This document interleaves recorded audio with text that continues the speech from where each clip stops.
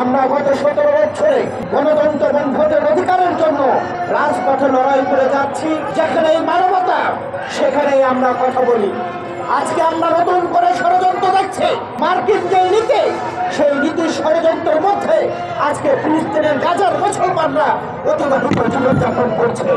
আজকে মার্কিন যে নীতি, সেই নীতিতে আজকে আমার মুসলমান ভাইদেরকে ওখান থেকে সরিয়ে দেওয়ার নানান রকম নতুন করে ষড়যন্ত্র করছে। আমরা এই ষড়যন্ত্রের নিন্দা এবং প্রতিবাদ জানাই।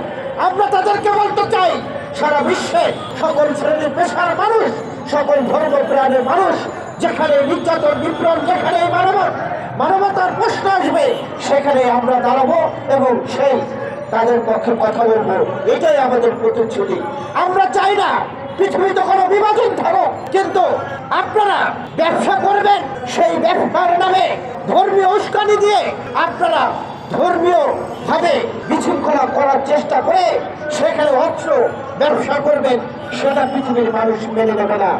আমরা আশা করেছিলাম নতুন নির্বাচনের মধ্য দিয়ে মার্কিন যে সরকার এসেছে সে সারা পৃথিবীতে শান্তি রক্ষিত রাখবে, কিন্তু আমরা নতুন করে সেই মার্কিনের ষড়যন্ত্র দেখতে পাচ্ছি।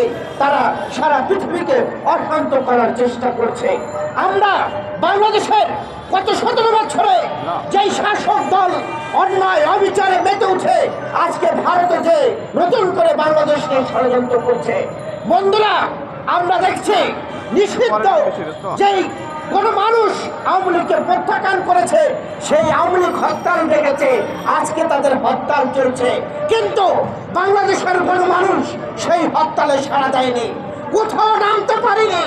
আমরা তাদেরকে বলতে চাই, আপনার আপা বড় বাহাদুরি করে ভারতে বসে বাংলাদেশ নিয়ে ষড়যন্ত্র করছে, অডিও ক্লিপ পাঠাচ্ছে, আর তার কথায় আপনারা যেখানে আসবেন সেখানে আপনাদেরকে প্রতিহত করা হবে।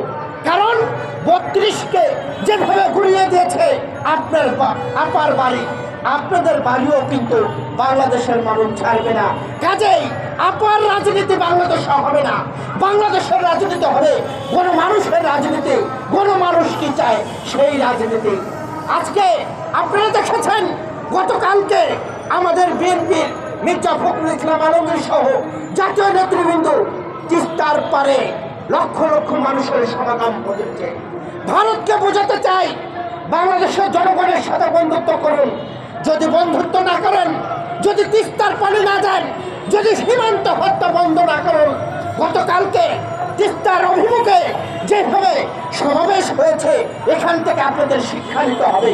আপনারা একক দল একক ব্যক্তির সাথে সম্পর্ক করে গত 17 বছর বাংলার মানুষের ভোট অধিকার গণতন্ত্র থেকে দূরে রাখার চেষ্টা করেছিলেন, কিন্তু বাংলাদেশের মানুষ ঐক্যবদ্ধ হয়ে আপনার আগ্রাসনকে লাঠি মেরে আপনার কোলে তুলে দিয়েছে। আপনার কোলে থেকে আজকে নতুন করে বাংলাদেশ নিয়ে তারা ষড়যন্ত্র করছে। আমরা বলতে চাই, যারা এই বাংলাদেশ নিয়ে ষড়যন্ত্র করবেন তাদেরকে কিভাবে রুখে দিতে হয় আমরা বাংলাদেশের মানুষ ভালো করে জানি। কারণ আমরা রক্ত দিতে জানি, জীবন দিতে জানি, গুম হতে জানি, আয়নার ঘরে থাকতে জানি। কাজেই আমাদেরকে যারা শোষণ শাসন চোখ রাঙানোর চেষ্টা করবেন, সেই চোখ কিভাবে ঘুরিয়ে দিতে হয় বাংলাদেশের মানুষ 5ই আগস্টে দেখিয়েছে। আমাদেরকে ভয় দেখাবেন না।